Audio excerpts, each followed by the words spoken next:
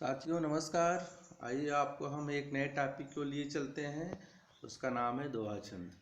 दोहा छंद जो है यह मात्रिक छंद के अंतर्गत आने वाले अर्ध सममात्रिक छंद का ही एक भेद है। मात्रिक छंद उस छंद को कहते हैं जिसमें मात्राओं की गणना की जाती है। इसके तीन भेद माने गए हैं वैसे। पहला है सममात्रिक, दूसरा है अर्धसममात्रिक और तीसरा है विषममात्रिक। तो दोहे छंद को हम अर्धसममात्रिक छंद के अंतर्गत ले आते हैं। इसका हम लोग लक्षण देख लेते हैं। यह है अर्धसममात्रिक छंद है। इसके 4 चरण होते हैं। इसके पहले और तीसरे चरण में 13 मात्राएं होती हैं। दूसरे और चौथे चरण में जो है 11 मात्राएं पाई जाती हैं। साथियों इसको हम अर्धसममात्रिक छंद इसलिए कहते हैं क्योंकि इसके जो 4 चरण होते हैं, चारों चरणों में जो है मात्राएं समान नहीं होती हैं। इसके पहले और तीसरे चरण में 13 मात्राएं होती हैं। दूसरे और चौथे चरण में 11 मात्राएं पाई जाती हैं। पहला और तीसरा चरण आपस में समान है, दूसरा और चौथा चरण जो है आपस में समान है। इसीलिए इस छंद को हम क्या कहते हैं, यह छंद जो है अर्धसममात्रिक छंद है। आइए इसको हम उदाहरण के रूप में देखते हैं, उदाहरण से समझते हैं। एक उदाहरण लेते हैं। टूटे सुजन मनाइए, जो टूटे सो बार, रही मन फिर पोहिए, टूटे मुक्ताहार। टूटे सुजन मनाइए इस छंद का, दोहे छंद का ये पहला चरण है। चरण का मतलब होता है पंक्ति, इन पहली पंक्ति। जो टूटे सो बार यह इस छंद का दूसरा चरण है। रही मन फिर पोहिए यह इस छंद का तीसरा चरण है। और टूटे मुक्ताहार यह इस छंद का जो है चौथा चरण है। अब टूटे सुजन मनाइए इसके पहले चरण में देखिए मात्राएं लगाई गई हैं और इस में लगाई गई मात्राओं की हम गिनती करते हैं। गिनती करने पर आ रही कितनी, 13 मात्राएं। जो टूटे सो बार इस छंद का यह दूसरा चरण है। इसमें हम मात्राएं लगाए हैं और लगाई भी गई हैं। देखिए इसी गिनती करते हैं, गिनती करने पर आ रही कितनी, 11 मात्राएं।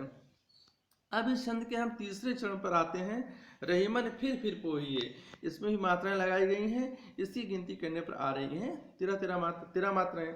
और अब फिर देखिए टूटे मुक्ताहार जो इसका चौथा चरण है, इस चरण पर आते हैं और इसकी गिनती करते हैं लगी हुई मात्राओं की। तो इसमें आ रही हैं 11 मात्राएं।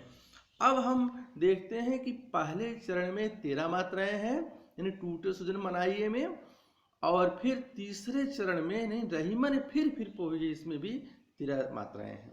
जो टूटे सो बार इस छंद का ये दूसरा चरण है, इसमें 11 मात्राएं हैं। और टूटे मुक्ताहार यह इस छंद का जो है चौथा चरण है, इसमें भी 11 मात्राएं हैं।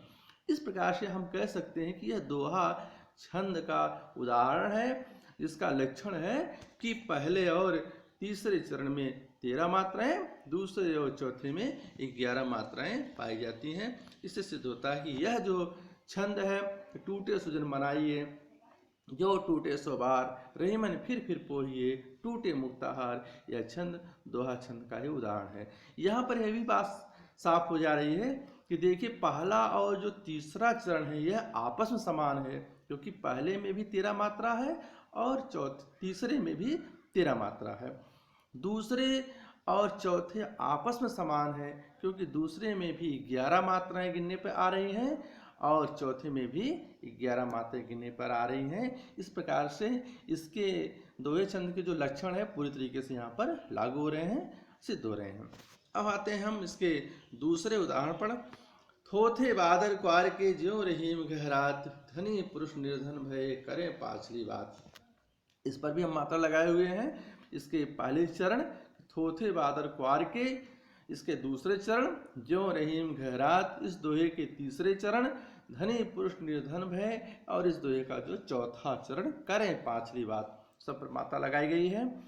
पहले चरण थोथे बादर क्वार के, इसमें लगे हुए मात्राओं की गणना करते हैं तो हमें 13 मात्राएं गणना करने पर मिलती हैं। ज्यों रहीम गहरात, इस दूसरे चरण में लगी हुई मात्राओं की गिनती करते हैं जिसमें हमें 11 मात्राएं मिलती हैं। उसी प्रकार से धनी पुरुष निर्धन भरे, इस तीसरे चरण में लगी हुई मात्राओं की अगर हम गणना करते हैं जिसमें भी 13 मात्राएं।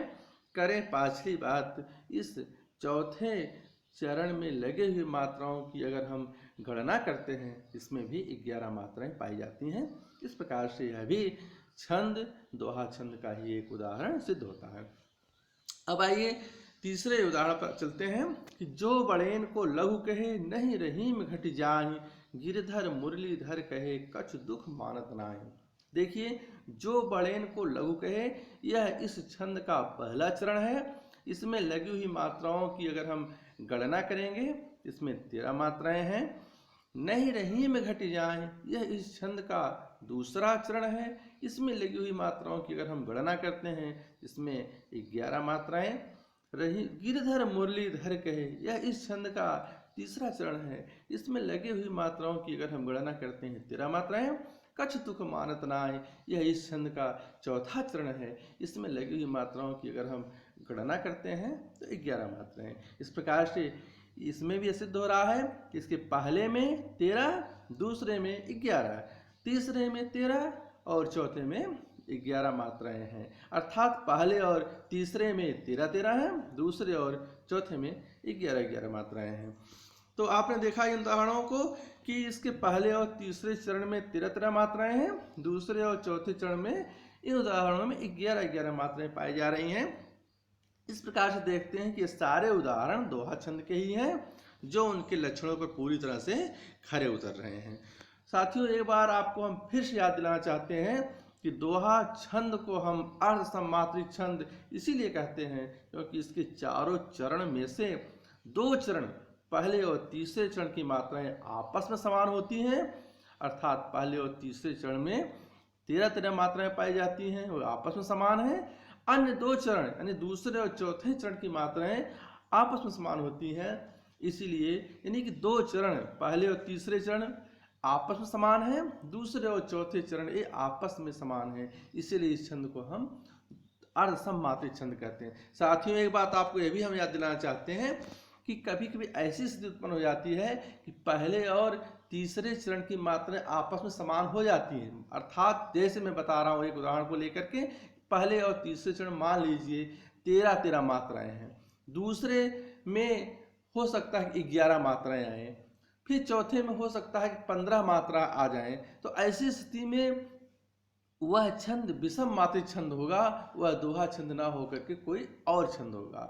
दोहा छंद में 2 भाग होते हैं, पहला, तीसरा, दूसरा और चौथा। यानी पहला और तीसरा जो चरण है इसमें आने वाली मात्राएं बराबर होंगी, दूसरे और चौथे चरण में आने वाली जो मात्राएं हैं वह भी बराबर होंगी।